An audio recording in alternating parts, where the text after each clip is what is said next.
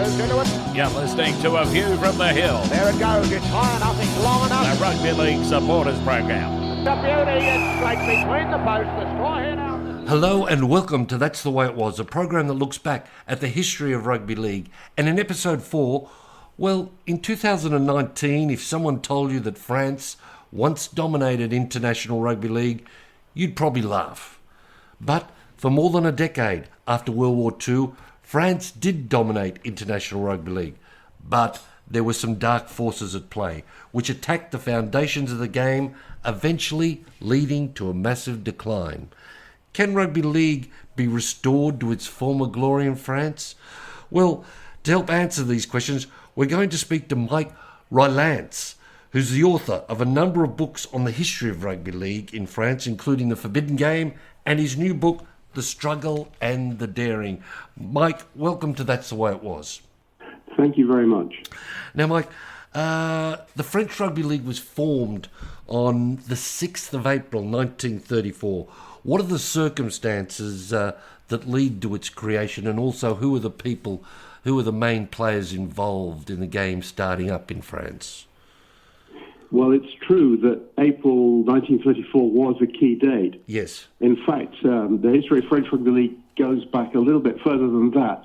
First of all, there was an attempt to introduce Rugby League to France in 1921-22, coincidentally when the Kangaroos were touring Europe with their manager S.G. Ball, who attempted to persuade the French rugby union authorities to allow Rugby League to be played there. Predictably, his plea fell on stony ground. And then the key event after that was in 1931 when the France 15, the rugby union team, was banned from the Five Nations tournament because of various things which didn't go down too well in Britain, such as veiled professionalism, the transfers which should not have been allowed, disrespect for the referee, the troublesome state of crowds, all number of things that the British took exception to.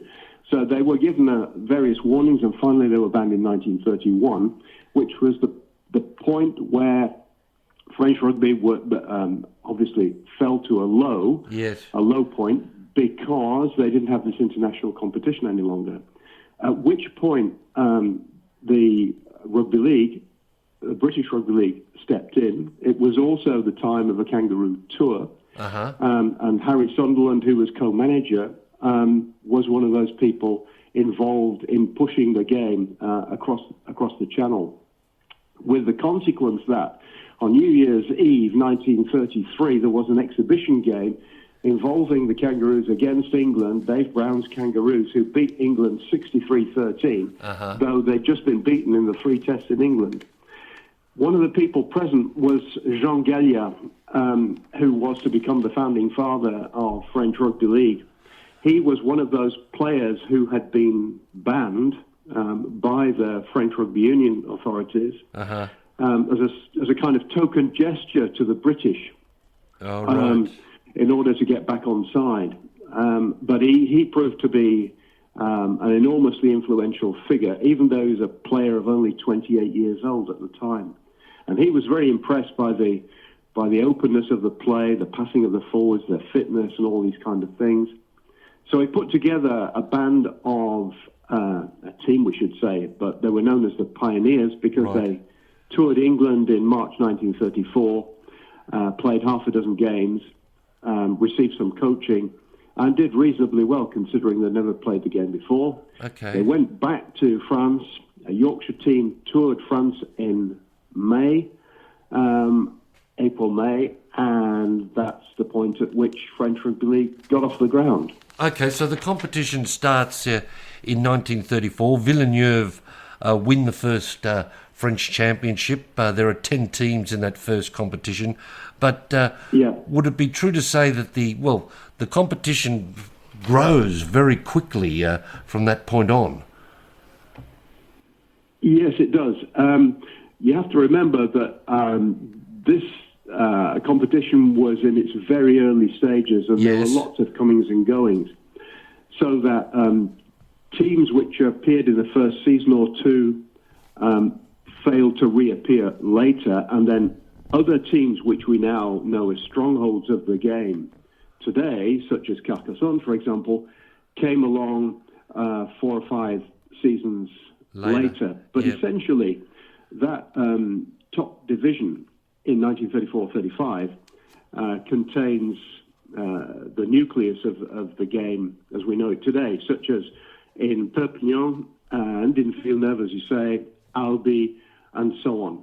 Okay. So the game does flourish, and in fact, the French Rugby League team is the first team to beat England at any international level in the 1938-39 European Championship. The French defeat England there by 12-9. They win the championship because they also beat Wales. Then with the game, so it would be fair to say that the game in France is in pretty good shape in the late 30s. Yeah, it was in very good shape indeed. As you say, France beat England in 1939. They were rapidly coming towards parity in terms of numbers of clubs with rugby union. I mean, they hadn't reached that stage, but all the signs were that rugby league was growing very, very quickly in terms of popularity, whereas rugby union was on the decline. And the reason for that is that, A, there was no international competition for rugby union, yes, and B, rugby league suited the French temperament much more than rugby union did. It was open, it gave an individual the opportunity to express himself better, and it was altogether better suited to the French attitude towards the game than union was. All right. Okay, so now, unfortunately, the Second World War commences, so the rugby league competition is suspended. Well, in fact, all the sports are suspended in France. Even the soccer competition is stopped. And what we eventually have during the course of the war is that France is basically divided into two. In the north, we have the German-controlled occupied France, and in the south we have what is called Vichy France, which is controlled by a pro-Nazi government governed by Philippe Pétain. Now, Mike, on the 19th of December 1941, a resolution is passed by the Vichy government decreeing the dissolution of the French Rugby League. So what's happening here, mate? Why is this Vichy government want to ban rugby league?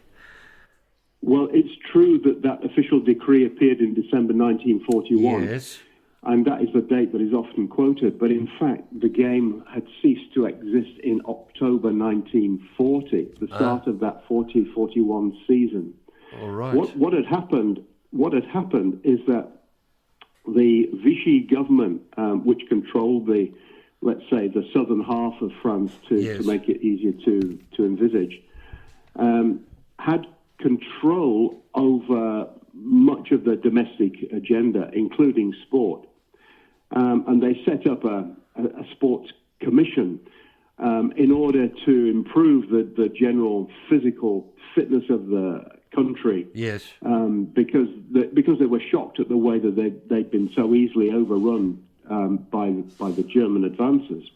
Mm-hmm. But one of the consequences of that was that this was a conservative, collaborationist, and generally backward-looking regime, and they saw professionalism as one of the enemies of state, in a sense, in that they thought it encouraged the wrong moral attitude towards sport.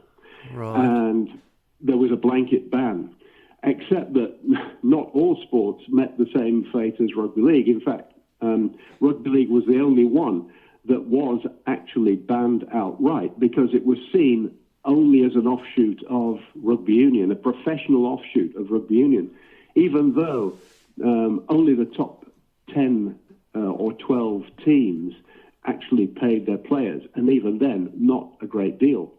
So did rugby union pay their players too, for that matter. But it was really just a pretext to get rid of a rival, because there were people in control in that Vichy government or let's say, who were sympathetic towards rugby union, who saw it as an opportunity to get rid of rugby league, and that's the top and bottom of it. So that's it. There were no links between rugby league clubs and political parties or trade unions or workers' organisations. There was none of that direct links between rugby league. No, there were no direct links. Okay. The important links were those between rugby union sympathisers or ex-players or club officials who had access to who power. had access to those in power within the Vichy government. Okay, so could you give us just a few examples of what this ban meant for rugby league? I mean, what were players banned from playing? Like, what happened if somebody played rugby league? Were they thrown in jail or something? What can you give us some examples of the sort of things that were happening? It never actually came to people going to jail. Yeah. What happened was that you either could play rugby union or you didn't play at all. Okay. That all the rugby league clubs had to reform, if they wanted to exist at all, as rugby union clubs with a new name, etc. Or if the town in which they were based was not big enough, then they would merge. The players would merge with players of other clubs, of the existing clubs of the town. So rugby league, in effect, was completely wiped out. It wasn't played at all. There are no examples of people playing in secret and being found out and put in jail or anything dramatic like that. It just ceased to exist. Well, the other thing that I thought of as well, I mean, given that this Vichy government was very a pro-Nazi government, because we've just seen the end of the Spanish Civil War in Spain, and of course during the Spanish Civil War, the Catalan region of northern Spain there, northern Spain, the Catalan region of northern Spain there, that was sort of a Republican stronghold during the Spanish Civil War. I just wondered if that had any influence on the situation. You know, they sort of thought that those influences from the Spanish Civil War might have crept into southern France. Not in a political sense, but there were a number of refugees who came over from Spain, crossed the Pyrenees with their families, and the youngsters often, I can think of numerous examples of people who went on to play rugby league, but that's, I think, probably more of a coincidence or the town that they ended up in than anything else. That's a byproduct of... All right. Okay, so when the Second World War comes to an end in 1945, did these bans against rugby league remain in place, or were they immediately sort of taken down at the end of the war? No, those bans could not remain in place because the Vichy government had disappeared altogether by that stage, because once... In round about July, August 1944, most of France had been liberated, and the Vichy government had been discredited, and its major players had been either locked up or taken off to Germany or whatever. So there was the Vichy government had ceased to exist, and everything which it controlled had also ceased to exist. Therefore, clubs were free to start up again as they had been before the war, and that's what happened. And do you think, Mike, this ban may have helped rugby league in some way? The fact that this pro-Nazi government banned rugby league, do you think that, some French people were attracted to the game because of the bans? No, I think that would be a pretty perverse way to look at the situation, actually. The Vichy Band did immense damage to rugby league. not only because it stopped the game from being played, but also because all the club's possessions were confiscated. They were never returned, ever returned. The Rugby League's bank balance was confiscated too. That never saw the light of day again. So although in a sense there was a kind of release at the end of the war for Rugby League players and officials to be able to play this game again, that is the only advantage I can think of. Okay. The overwhelming impression is one of a massive hit to the game, from which it struggled to recover, actually, even though it did do so in the decade after the liberation. Well, okay, you mentioned the decade after. The war comes to an end and we get to the 1950s. And, well, this is a very important decade for French Rugby League. One of the reasons is that a fellow called Paul Barrière comes on the scene. Now, who is Paul Barrière? Paul Barrière was from the Carcassonne area. He didn't live in Carcassonne. He lived in a village not very far away. His family were quite well off, and he had really not much of a connection to Rugby League, but he was persuaded by the then chairman of the Rugby League to get involved, and he did do so with a great conviction, because he was a member of the resistance himself and disliked the kind of injustice that Rugby League had been forced to suffer. And so he took on Rugby League's cause, from becoming president of the federation from 1947 onwards, and negotiations with the state, with the government, as to the future relationship of Rugby League and Rugby Union, how they were going to get on together. All right. But above all, what his legacy has been, for one thing, to take a touring team to Australia and New Zealand in 1951, and then to initiate the World Cup in 1954. And those were his two great achievements, part of his legacy, as I say. Yes, okay. And, well, the World Cup trophy is actually now named after Paul Barrière. It is. Yeah. So the first World Cup, as you mentioned there, it gets started, and the first World Cup is held in France in 1954. Sorry. So was it a success, this first World Cup? Yeah, it was a big success. In fact, one of the games, that's England against France in Toulouse. It still has a record attendance for a rugby league match in France, dating back to 1954. I mean, that's quite amazing, really. In Paris too, there was a record crowd for the final.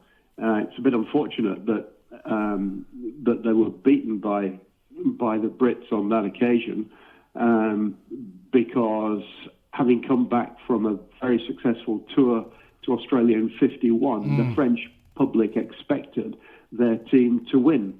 Unfortunately, they got to the final, but that's where their campaign ended. It seems from reading, well, just the reports I've read, it does seem like the result was a bit of an upset, that most people thought that French were going to win. Great Britain did win the final by 16 points to 12.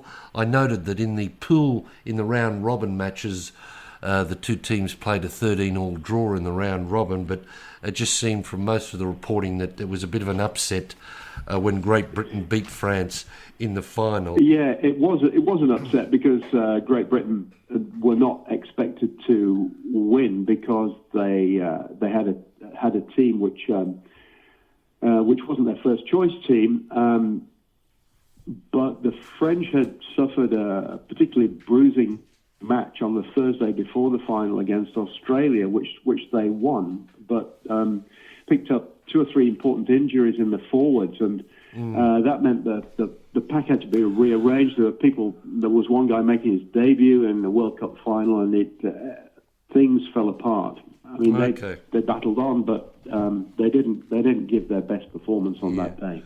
All right, so, Mike, France lose the World Cup final, but as you said there, the 1950s is a decade of success for the French national team. There's Test series wins against Australia, against New Zealand. There are plenty of victories as well against Great Britain. But I think also we should acknowledge that France is producing some great rugby league players during this period. Are there any, absolutely. Are there any that you would like to sort of highlight or something of these players? Yeah. If we just track back to the 51 tour for a second. 51 tour, yeah. This was a tour which most people said should not be attempted because it was likely to be a financial disaster. France were likely to get hammered by the Australians, but in fact the opposite was true. It was a big financial success, and they inflicted in that third test in Sydney on the 51 tour Australia's most humiliating defeat ever, 35-14 it was, to pull off a series victory. Australia had never had that scale of defeat before. The previous highest was 27-20, inflicted by Great Britain in 1910. Right. And it's not just the score, but the Australian press, as you might expect, were damning in terms of their own team's performance. I mean, they were talking about our forwards were about as potent as cold tea. The defence was less standing like shags on a rock, hopeless and helpless. This was the kind of thing they were saying about their own team, and as a result, they were saying things like, "We should forget our caveman tactics," because they were so dazzled by the French style of play that it was thought that Australia really ought to rewrite their own coaching manual. So this was the dazzling kind of risk-taking football that the French became famous for. But it wasn't just the backs, and there were plenty of them. There was a fullback, Puy Gilbert, legendary counter-attacking fullback. There were the centres, Gaston Combe and Jackie Merquet, and their wingers outside them, Raymond Contrastin and Vincent Cantoni. 3 different sets of halfbacks through the series. I mean, imagine that today. Yes. But the forwards also played a massive part in this, and the second row in particular was regarded as the world's best at the time. That was Elie Bruce, who died last year at the age of 94, and Edouard Ponsinet, who was a true athlete, had a top speed for the 100 meters rather. And these were guys who could run like modern day forwards, but were as hard as hell. You know, they were immense players. Yes, okay. And that carried the reputation of France forward into the next decade and beyond. That's the way it was. The history of rugby league in France, part 1. My name's Rob Corrill. On behalf of Mike Rylance, this program was produced by Tony Peterson. Until next time, may the force be with you.